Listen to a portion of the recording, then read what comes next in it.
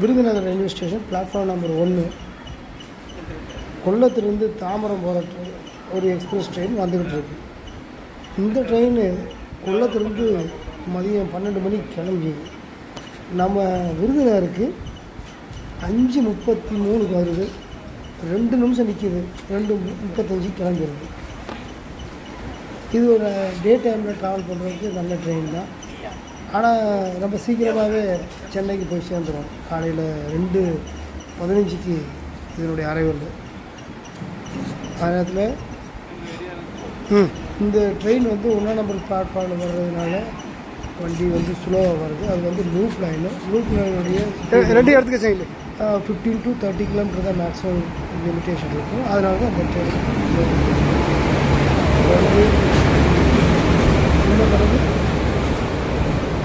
இந்த கிளம்பி போகிற அந்த சிஸ்டர் இந்த வண்டி போகுது.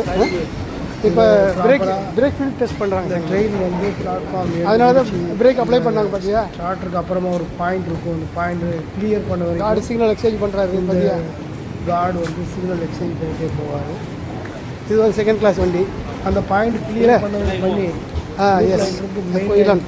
கோயிலம் டு தாம்பரம் இதே ஸ்பீடு மெயின்டைன் பண்ணுவாங்க. இல்லை, ஆமாம், கோயிலம் டு தாம்பரம்